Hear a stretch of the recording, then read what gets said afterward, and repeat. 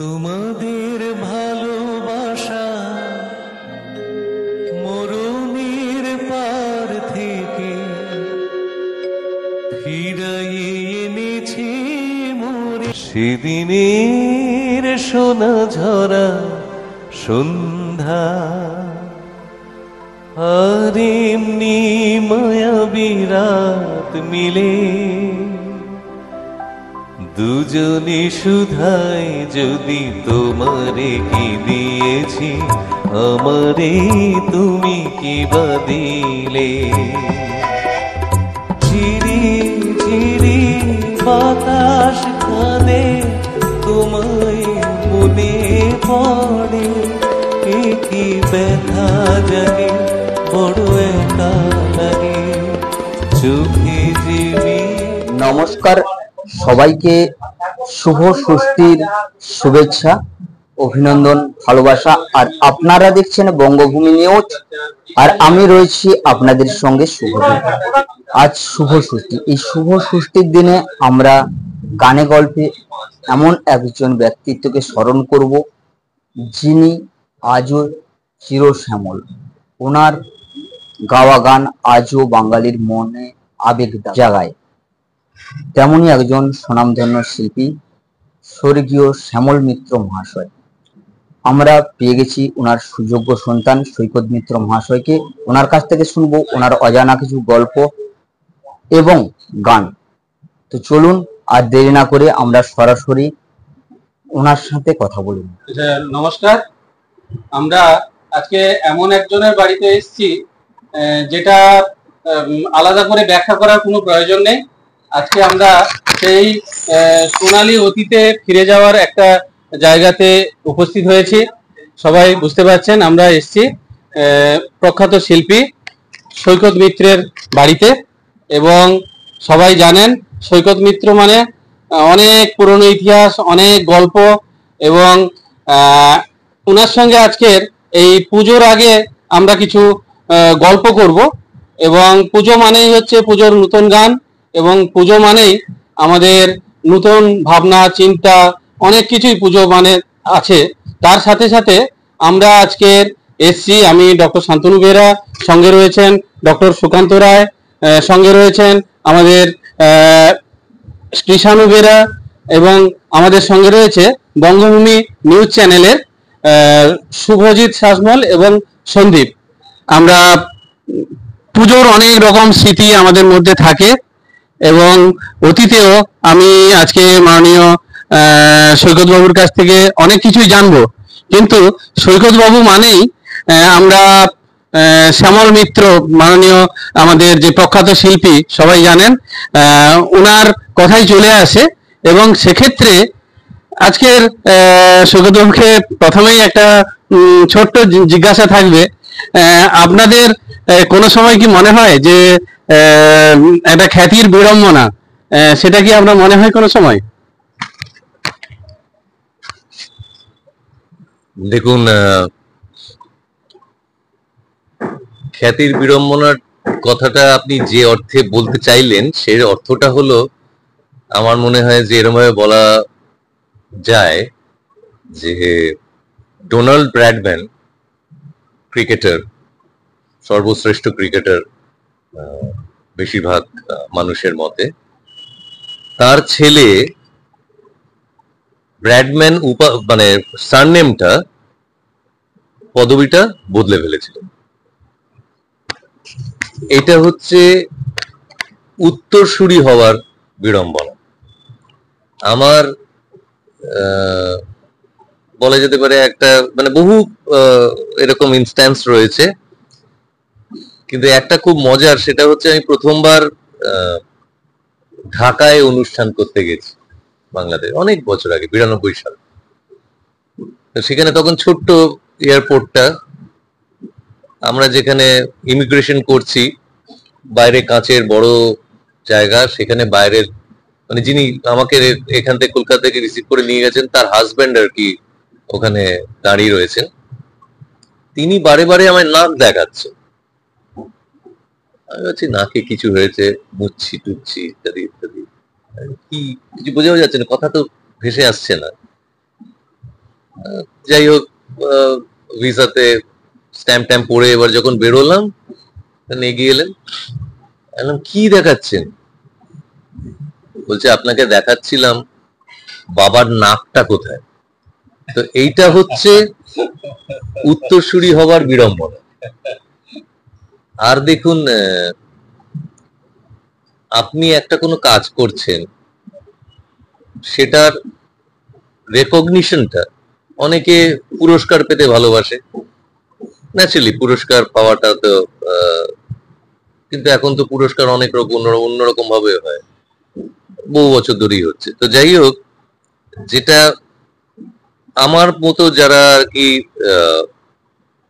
মানুষের সামনে গিয়ে বিনোদন, আমরা তো বিশেষ কিছু করতে পারি না, একটু একটু গান গাইতে পারি, তাতে মানুষ যে ভালোবাসেন, তাদের যে ভালো লাগে, তারা যে সম্মান প্রদর্শন করেন, সেটাই আমাদের কাছে সব থেকে বড় পাওয়া। এবং সেটা তার জন্য যদি একটু একটু বিড়ম্বনা সহ্যও করতে হয়, সেটাও কিন্তু ভালো লাগা থেকেই হয়।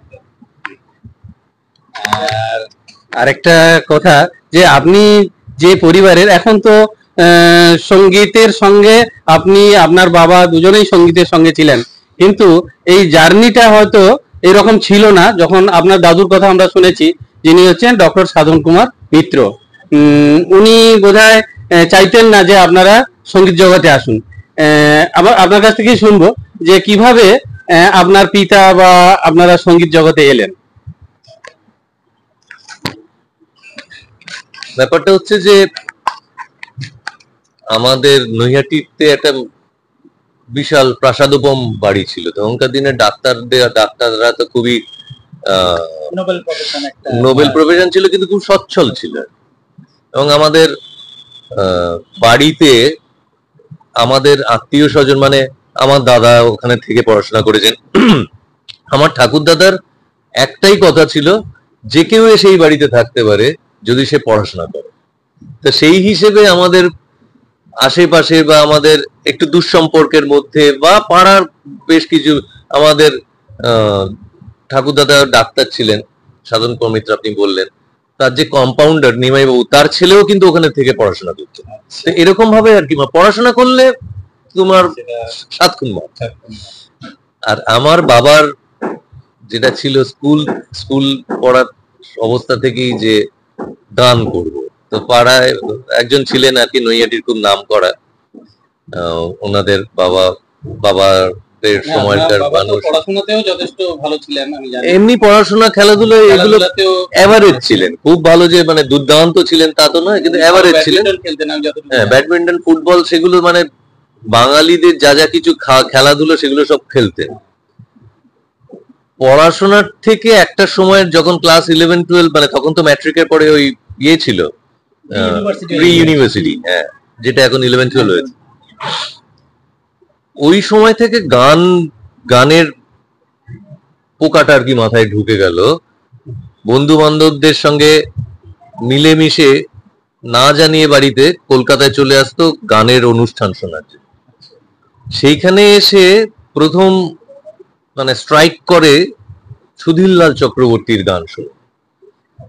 সুধীরলাল চক্রবর্তীর গান শুনে মনে মনে ঠিক করে নেয় যে আমি গান তো করবই, এবং ওনার কাছে এসে গান শিখ।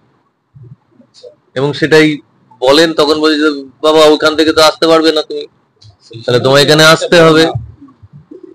এবং তখন সুধীরলাল চক্রবর্তীর এতটাই গুরুত্ব, মানে একই গান, তখন তো রেডিও স্টেশন একটা সব থেকে বড় মিডিয়া ছিল, রেডিও স্টেশনে গান করতে পারাটা একটা বিরাট ব্যাপার ছিল। মানে বেতারে একই সুরের গান, একই দিনে 3 জন আলাদা আলাদা শিল্পী একই গান গেয়েছেন, মানে ওই গানটাই আমার সুধীরদা চাই, মানে এতটা পপুলার ছিলেন। তো সুধীরলাল চক্রবর্তীর গান শুনে এতটাই মোহিত হলেন যে একদম মনে মনে ঠিক করে নিলেন যে সুধীরলাল চক্রবর্তীর কাছেই গান শিখবে। এবং উনি, সুধীরলাল চক্রবর্তী তখন একটা বিশাল নাম, এবং তার সুরে গান করার জন্য মানে সমস্ত শিল্পীরা পাগল আর কি। তো সেই নিয়ে কলকাতায় মানে আসবে ঠিক করছে যখন, এর মধ্যে মহসিন কলেজে গিয়ে ভর্তি হলেন। সেখানে আবার 1 বছরের সিনিয়র হচ্ছে সতীনাথ মুখোপাধ্যায়। সতীনাথ কাকু চুচুড়ারি মানুষ, তো সতীনাথ কাকু আরো বেশি ইন্সপায়ার করলেন, শ্যামল এইখানে থেকে গান টান হবে না, আমিও যাচ্ছি কলকাতায়, তুইও চল। এই যে মাথায় ঢুকে গেল আমায় কলকাতাতেই যেতে হবে, সেইখানে কথা বলতে বলতে বলতে কোনো একটা কারণে আমি গান করবো, আমি কলকাতায় গিয়ে থাকবো। এই আমার ঠাকুর দাদার সঙ্গে, যদিও আমাদের ওই নৈহাটির বাড়িতে একটা সময় যখন স্বাধীনতার আগে আইপিটি এর একটা বড় সংগঠন ছিল হচ্ছে নর্থ 24 পরগনার আপনার কাঁচরাপাড়ায়, তখন কল্যাণী হয়নি।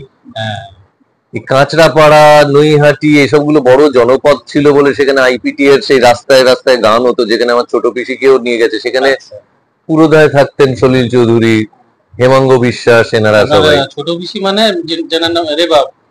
হ্যাঁ, তো তারাও গিয়ে সব ওই আইপিটি এর গান সব করতেন আর কি। এবার তখন তো এত যাতায়াতের এত সুবিধে ছিল না, সন্ধ্যে হয়ে গেছে, একটু রাত হয়ে গেছে, আমাদের বাড়িতে এসে ওই 15-20 জন 20 জন খেয়ে দিয়ে শুয়ে পড়তেন। বড় জায়গা ছিল, হ্যাঁ, সব মানে বালিশ, দোষক, অমুক তমুক সবই থাকতো। মানে আমার ঠাকুর দাদার ওই সব গুলো ছিল আর কি। মানে পাড়ার বিয়ে হবে, এই হবে, সেখানে সমস্ত বাসন কোসন, মানে তখন ভিএন হতো, যে আমাদের বাড়ি থেকে যেত সব। বালিশ তোষক লাগবে, আমাদের বাড়ি থেকে যেত, সবেতে সাধারণ লেখা ছিল। তো যাই হোক, এসব ছিল, যে যাই হোক, ওইগুলো তো আগেকার দিনের মানুষদের থাকে। তো বিশাল বাড়ি, সেই বাড়িটা এখন 3 জন মিলে নিয়েছে, আর সেই বাড়িটা আর নেই, 3 জন মিলে নিয়েছে, 3টে বাড়ি হয়েছে। তো এইখানে কনফ্লিক্ট শুরু হয়, এবং আমার ঠাকুমার কনফ্লিক্ট শুরু হয় যে কলকাতায় গিয়ে গান শিখবে। দাদু বলে গান যদি করতে হয় বাড়ি থেকে বেরিয়ে পড়াশোনা করলে করো, ডাক্তারি তখন একটা জায়গায় ঢুকিয়েও দিয়েছিল যে এখানে তুই কর, কিছু শেখ, মন নেই তো কি করবে, তখন তো ওইটা স্বপ্ন।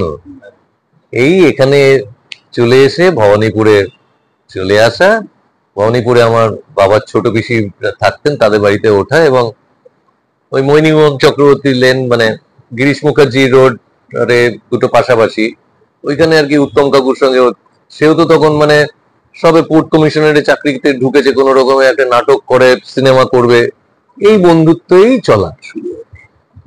হ্যাঁ, কিভাবে তাহলে এই যে শুনেছি যেটা, যে দেওয়া নেওয়া সিনেমাটা টোটালটাই হচ্ছে এই ঘটনার প্রেক্ষিতে হয়েছিল, সেটা সম্পর্কে এই যে আমি যে কথাগুলো বললাম, যে নিজের বাবার সঙ্গে কনফ্লিক্ট অফ ইন্টারেস্ট, যে আমি গান করব, আর দেয়ানিয়াতে ছিল যে ব্যবসাটাকে দেখবে, আর এখানে আমার ঠাকুর দাদা ছিল তাহলে ডাক্তারিটা পড়বে না কেন, তাহলে বাড়ি থেকে বেরিয়ে যাও। আমি বেরিয়ে যাচ্ছি, এবং লুকিয়ে লুকিয়ে মায়ের শরীর খারাপ হওয়া, লুকিয়ে লুকিয়ে মাকে দেখতে যাওয়া, এইসব আর কি। আলটিমেটলি তারপরে গল্পের ছলে ড্রাইভারি করা, অমুক তো এগুলো তো তৈরি করেছে গৌরী কাকুর, গৌরীপ্রসাদ মজুমদারের দিস্তে খাতায় গল্পটা লেখা, তারপরে বিধায়ক ভট্টাচার্য সেটাকে স্ক্রিন প্লে করে, তারপরে তো একটা ইতিহাস হয়ে যায়। তো এইটা হচ্ছে ব্যাপার, যে মানে, এবং আলটিমেটলি আমার দাদুর মেনে নেওয়া যে হ্যাঁ তুমি গানটা ভালোই করো, এই হচ্ছে ব্যাপার। অমানুষ সিনেমাটা তৈরি নিয়ে একটা বড় গল্প রয়েছে আপনার বাবা, সেই গল্পটা যদি বলো, কারণ যেটা এখন বর্তমানে খুব হিট ছবি, এখনো পর্যন্ত উত্তম কুমারের সব ছবি হিট, কোনটা নয়? আসলে আমরা বাঙালি বলে, বাঙালিদের তো আমরা সেই জায়গাটা দিই না।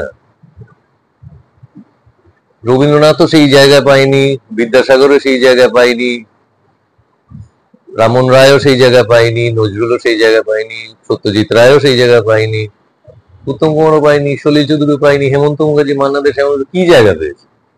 বাঙালিদের তো তাদেরকে মাথায় করে রাখা উচিত ছিল, যে তারা যে যা দিয়ে গেছে। মানে আমি অজস্র নাম বলছি, কথার কথা বলছি, সুচিত্রা সেনকে কতজন, ওই মাঝে মাঝে একটা করে কিছু বেরোয়, অথচ তার কি অবদান, তপন সিনহা, তরুণ মজুমদার, আমরা কি করেছি, মৃণাল সেন, বাঙালি নাম তো বলে শেষ করা যাবে না।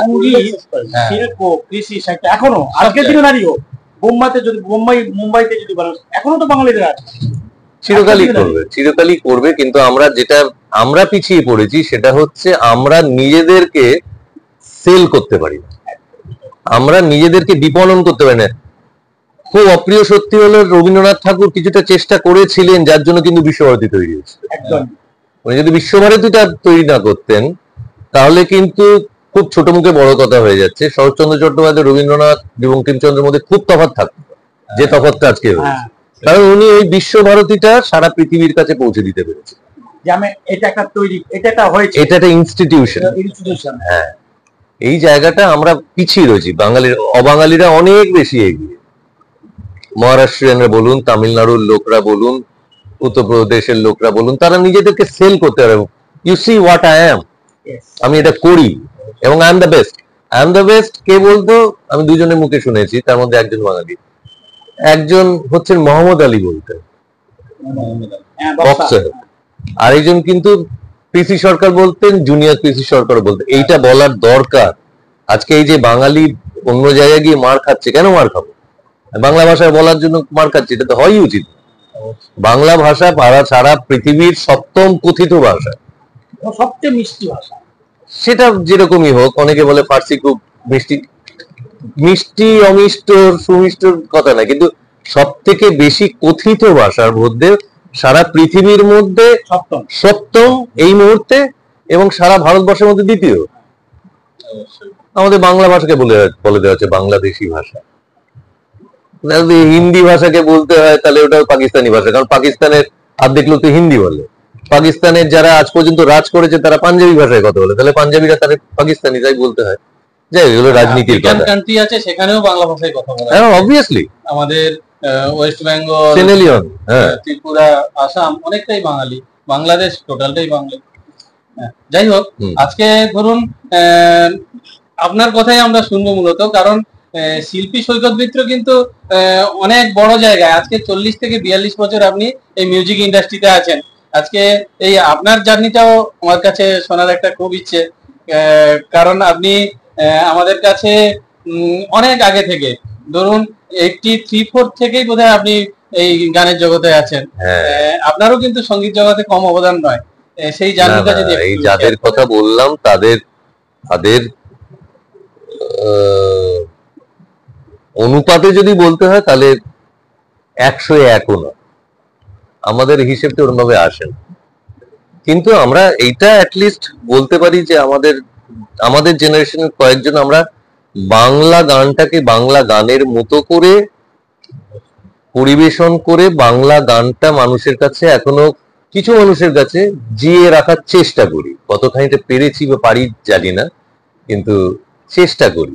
কিন্তু ওনারা যারা ছিলেন তারা মানে কয়েকশো মাইল ওপরে, এক একজন তাদের সঙ্গে আমি আমার কলার শক্ত করে তুলতেই পারি, কিন্তু হয় না এই কারণে যে আমি তাদেরকে ছোটবেলা থেকে দেখেছি।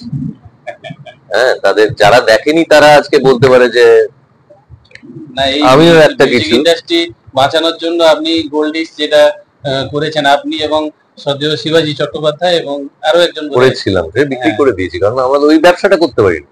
আচ্ছা, ব্যবসাটা করতে পারিনি কারণ ওইটা তো অসংগঠিত ব্যবসা একটা ছিল, মানে পয়সা ঢেলে তারপরে তখন ক্যাসেট এসছে, ক্যাসেট তারপরে সিডি এসে গেল, সেটা বিক্রি হওয়ার পরে ডিস্ট্রিবিউটরদের কাছ থেকে টাকা তোলা, মানে হ্যাঁ, মানে তখন একটা বিশাল ব্যাপার ছিল। এবং আস্তে আস্তে তো সেইটা তো বিক্রি বাট্টা তো বন্ধ, এখন তো সারা পৃথিবীতে it has become zero, big zero. তো কাজেই ওইটা তখন করেছিলাম, তখন ভালো লাগা থেকে করেছিলাম। নতুন নতুন ছেলে মেয়েরা গান করবে, নতুন কিছু ভাববো, সেগুলো করার জন্য করেছিলাম। কিছু ভালো অ্যালবামও বেরিয়েছিল, কিছু ভালো গানের অ্যালবামও বেরিয়েছিল, সেগুলো যথেষ্ট বিক্রিও হয়েছিল। কিন্তু যে জায়গায় গেলে ওইটাকে নিয়ে সাস্টেন করা যায় সেই জায়গাটা আমরা পৌঁছতে পারিনি। 94-এ শুরু করেছিলাম, 98 সালে গিয়ে ওটা বিক্রি হলো। আচ্ছা, একটা কোশ্চেন মাঝে মাঝে আসে যে মুম্বাইতে না গেলে বোধহয় শিল্পীরা যাতে আসে না, এই কথাটা আপনার মতে কতটা এটা সত্যি? আমি তার আগে ওনার একটা প্রশ্ন ছিল, একটুখানি বলে নি। অমানুষ হবার মূল কারণ কিন্তু হচ্ছে পূর্ব পাকিস্তান থেকে বাংলাদেশে পরিণত। 71-এর ডিসেম্বরে পূর্ব পাকিস্তান থেকে বাংলাদেশ তৈরি হলো, বাংলাদেশ নতুন দেশ হলো, এবং 72-এর মার্চ মাসে বঙ্গবন্ধু মুজিবুর রহমান বাঙালি যারা সারা ভারতের যারা বাঙালি সেলিব্রিটি বলা যেতে পারে, সে গানের জগতের, ফিল্মের জগতের, সাহিত্যের জগতের, খেলা জগতের, সবাইকে ঢাকাতে ডাকলেন। ওনার বেশ কয়েকজন যেতে পেরেছিলেন, কয়েকজন হয়তো যেতে নাও পারেন, কিন্তু গেছিলেন অনেকে। তো সেইখানে সত্যজিৎ রায়ও ছিলেন, হেমন্ত মুখার্জি ছিলেন, বাবাও ছিলেন, Shakti Samanta was invited as a Bengali director producer হিসেবে তার। এবং সেখানে তখন এই এখন যে ঢাকার যে বড় এয়ারপোর্টটা, তখন সেটা তো তৈরি হয়নি। তখন ওই পল্টনের ভেতরে যেখানে এয়ারপোর্টটা ছিল, ছোট্ট এয়ারপোর্ট, যেটা এখন আর্মির এয়ারপোর্ট আর কি, সেখানে ফ্লাইট নামার পরে তারপরে আর পাওয়ার কথায় যে মানে আর মাটিতে আর পাবো নি, লোকে কাঁধে কাঁধে কাঁধে কাঁধে করে যায় সবাই। হ্যাঁ, সেইটা দেখে মানে ইভেন এরকমও হয়েছিল, ওনার বাড়িতে, বঙ্গবন্ধু বাড়ি, যে বাড়িটা এখন ধ্বংস হয়ে গেল, সেই বাড়িতে বাবা, সত্যজিৎ রায় কয়েকজনকে আলাদা করে চা খাবার জন্য সন্ধ্যেবেলা, বিকেল বেলা ডেকেছিলেন, সন্ধ্যেবেলা ফ্লাইট, ওনাদের আসতে দেরি হচ্ছে বলে ফ্লাইটও ওয়েট করে ছিল আর এই লেভেলে। হ্যাঁ, তো যাই হোক, সেখানে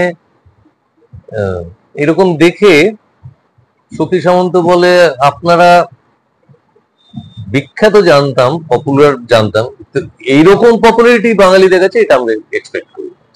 তাহলে আমি একটা, এখানে উত্তম কুমার জানি, কিন্তু উত্তম কুমার তো সেখানে শক্তি সামন্ত ঠিক করেন, তাহলে আমি একটা ফিল্ম করি বাংলায়, যেটাতে প্রত্যেক কলাকুশলী, অ্যাক্টর অ্যাক্ট্রেস বা গায়ক গায়িকা, মুক্তময়ী, এরা তো থাকবে, প্রত্যেক কলাকুশলী বাঙালি হয়। সেই শুরু হলো, তখন সিনেমাটার একটা গল্প বাঁচা হলো শক্তিপদ রাজগুরুর নয়া বসত বলে। নয়া বসতের গল্প ছিল অমানুষের শেষটার একটু অন্যরকম, মানে যেটা অনিল চট্টোপাধ্যায়, অনিল কাকু করেছিলেন, অনিল চ্যাটার্জি পুলিশ অফিসার, তার সঙ্গে লেখা, মানে যে হিরোইন, তার বিয়ে হয়ে যাবে, এবং উত্তম কুমার যেটা করেছেন মধু, সেটা সে স্যাক্রিফাইস করবে। এই যখন গল্প, যখন স্ক্রিপ্ট পড়ে শোনানো হচ্ছে, তখন সবাই বলছে Uttam Kumar failure in love, এটা হবে না, গল্প চেঞ্জ করো। তখন গল্প চেঞ্জ করে এদের দুজনের মিল করা হলো, Anil Chattopadhyay tata bye bye হলো, গল্পটার নাম গিয়ে চেঞ্জ করে দাঁড়ালো অমানুষ। এবং এই বাংলা ছবি তখন গান কোথায় হবে, বম্বেতে হবে, ন্যাচুরালি শক্তি সামন্ত সমস্ত, বাংলা বাঙালি আর্টিস্ট তাদেরকে আরতিকে দিয়ে গাও, এরকম একটা কথা হয়েছিল। তখন এই একটা জায়গাতেই ইয়ে করা হয়েছিল, আর বোধহয় মঙ্গেশ দেশাই এর ইয়ে করেছিলেন, মানে আমাদের আর করেছিলেন আর কি। এই 2-4 জন ছাড়া, আর আশা আন্টি ছাড়া বাকিরা সবাই কিন্তু বাঙালি ছিল। সে ফটো, মানে ক্যামেরা থেকে আরম্ভ করে, এডিটর থেকে আরম্ভ করে, পুরোটাই প্রায় বাংলা, মানে 95% বা 98% বাঙালি। এর শুটিং শুরু হওয়ার পরে তখন হঠাৎ শক্তি সামন্তর মনে হয়, why not in Hindi also. এত ভালো একটা ক্রুকে নিয়ে আমরা কাজ করছি, এত ভালো একটা গল্প, এত সুন্দর হচ্ছে, সুন্দরবনের আপনাদের সন্দেশখালীতে পুরো একটা গ্রাম নিয়ে সেখানে বাড়ি বানিয়ে সেখানে শুটিং হয়েছিল, তো তাহলে এটি হিন্দিতেও করি। যার জন্য হিন্দিতে আবার নতুন করে সবকটা রিশুট করা হয়েছে। বাংলাটার সঙ্গে হিন্দি কিন্তু ওটা ডাব করা নয়, না, আলাদা করে শুটিং। যার জন্য গানগুলো সব আলাদা, প্রত্যেক বাংলার সঙ্গে হিন্দি। শুধু একটাই, ওই যদি হই চোর কাঁটার, ওটার এটা আশা আন্টি বলে, দাদা ইয়ে ধুন বহুত আচ্ছা, ইসকো রাখিয়ে,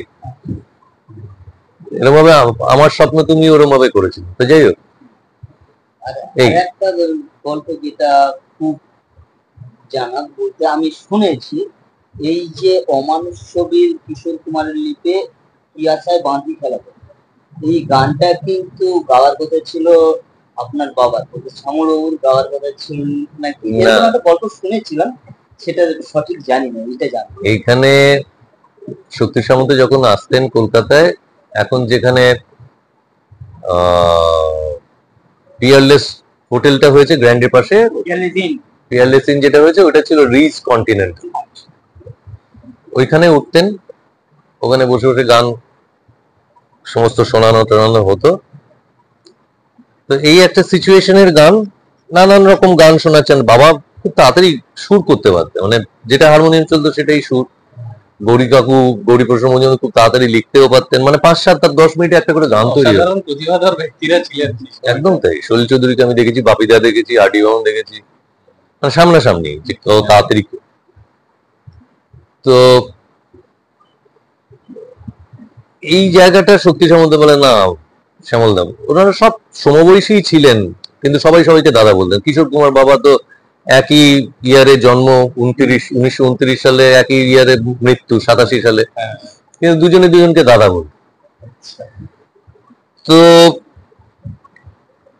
এই গান কিশোর কুমার গাইবে সেটা প্রথম দিন থেকেই ঠিক, ঠিক আছে। এবার এই গানটা হবে কিনা এটা আমার কাকা মনে করে দিয়েছিল, যে দাদা ওনাকে ওই গানটা শোনাও তো, এটা তোমার বহু বছর আগে রেডিওতে গাওয়া একটা গান, মানে খিয়াসাবাদী খেলাঘরটা একটু রিরাইট করেছিলেন পরে গৌরী প্রসন্ন মজুমদার, কিন্তু বহু বছর 1955-56 সাল হবে, তখন রেডিওতে এই গানটা বার দুয়েক গিয়েছে। সেই গানটা শোনাতেই শক্তি সামন্ত বলবেন হ্যাঁ এই তো এটাই চাইছিলাম। এবার গান টান তুলিয়ে দেওয়ার পরে তখন দুটো গান হয়ে গেছে কিশোর কুমারের, এই বিপিন বাবুর কারণ সুধা হয়ে গেছে, আর যদি হই চোর কাঁটা, এই দুটো গান হয়ে গেছে। এবার এটা থার্ড গান তোলাবার 1-2 দিন পরে, তখন রেকর্ডিং এর 1-2 দিন বাকি আর কি, কিশোর কুমার ফোন করে বাবাকে বলেন যে শ্যামলদা এই গান আমার দ্বারা হচ্ছে না। সে কি, আমার সামনে এত সুন্দর গাইলেন, কি কি অসুবিধা হচ্ছে? না না এই ভীষণ কঠিন গান, অমুক তমুক। তো বাবা বুঝতে পেরেছে কিছু একটা তো গন্ডগোল হয়েছে। গেছেন ইয়েতে গৌরীকুঞ্জে গিয়ে, না আমার দ্বারা হচ্ছে না, হচ্ছে না, দেখুন আপনি ঠিক পারবেন দেখুন। এইবার আসল ঘটনাটা হচ্ছে কিশোর কুমার, মানে প্রথম যিনি ভাই রুমা দি আর কি, রুমা গুটা করে, ওনার সঙ্গে ফোনে কথা হয়েছে, বলছে একটা শ্যামলদা একটা গান দিয়েছে, কি অপূর্ব গানটা। যে কি গান দিয়েছে তোমাকে? শ্যামলদার তো সব মিষ্টি মিষ্টি সুর, বলে 2 লাইন শুনেছে। রুমাদি বলছে খবরদার তুমি এটা গাইবে না, এই গানটা আমরা শ্যামলদার কণ্ঠে শুনেছি, এতে যারা শুনেছি তারা তোমাকে ছেঁচা করবে, তুমি শ্যামলার মতো অত সুরে অত মেলোডিয়াস গান গাইতেই পারবে না, তুমি এই গানটা গেও না, এতে বলেছি আমি গাইবো। আচ্ছা, তখন বাবুজি কি বলছে যে 55, তখন যে সময়ের কথা সে সময় রেডিওতে রেকর্ডও হতো না, মানে লাইভ গিয়ে গাইতে হতো, কিন্তু সেটা কোনো রেকর্ডিং থাকতো যে আবার ওটাকে পুনরুদ্ধার করে, সে কোনো ছিল না, বলে সব লোকে ভুলে গেছে, আপনি ছেড়ে দিন। ও রুমা কি বলেছে আমি দেখে নেবো, না না এটা খুব সিরিয়াস ব্যাপার।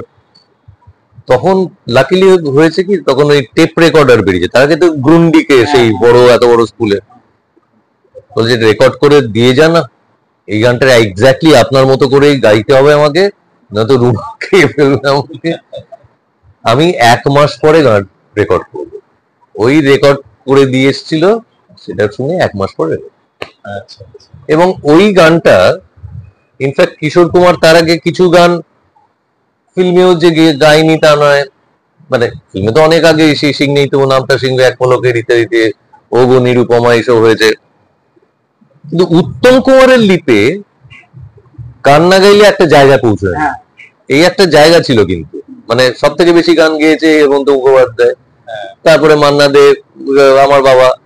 তখন বাবা এটাও বলেছিলেন দেখুন উত্তমের লিপে যখন গান, এটা আপনাদের হিন্দি ফিল্মে হয় যে একই হিরোর লিপে একটা গান আপনি গাইছেন, একটা গান রবি সাহেব গাইছেন, একটা গান মান্না দা গাইছে, একটা গান মুকেশ, বাংলাতে এটা হয়নি।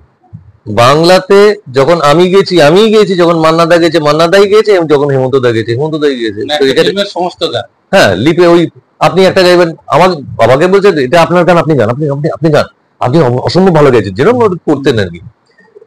বলছি ওটা হয় না, তাহলে আপনার এই যে দুটো গাওয়া গান সেটা ফেলে দিত। না না না, সে কি অসাধারণ, বিভিন্ন করছো, দারুণ শুনতে এসব। তখন বলেছিলেন 1 মাস আমাকে রেকর্ডিং করে দিয়েছেন, আমি করে যাই। এবং তারপরে তার আগে রাজকুমারীতে আর.ডি. বর্মনের প্রথম বাংলা ছবির গান, উত্তম কুমারী লিপে গান ছিল কিশোর কুমারের, কিন্তু ওগুলো সমস্ত বোম্বে যে একটা বোম্বের সিঙ্গারদের না একটু স্কেল, একটা উঁচু স্কেল, ডি জি এ এই সমস্ত স্কেল আর কি। ওই এ কি হলো এটা হচ্ছে হিন্দি বোম্বের স্কেল, কিন্তু ওটা যদি এ কি হলো, এই যে উত্তম কুমারের লিপে, যার জন্য কি আশাবাদী খেলার পর বি ন্যাচারাল স্কেলে গানটা গাও না, কি আশায় বাঁধি, এই যে উত্তম কুমারের সঙ্গে একটা মিলমিশ, এইটা থেকে কিশোর কুমারকে কিন্তু আর বাংলা ছায়াছবিতে পেছন ফিরে তাকাতে মানে ওনার পুরো গায়কের ধরনটাই চেঞ্জ হয়ে গেল, একদম চেঞ্জ হলো। এবং উত্তম কুমারের লিপে এই তার আগের গানগুলো এখন পপুলার হয়েছে, তবুও কি বলে এইসব গান কিন্তু তখন চলেনি রাজকুমারীতে, কিন্তু অমানুষে উত্তম কুমারের লিপে কিশোর কুমারের গান অ্যাকসেপ্টেড।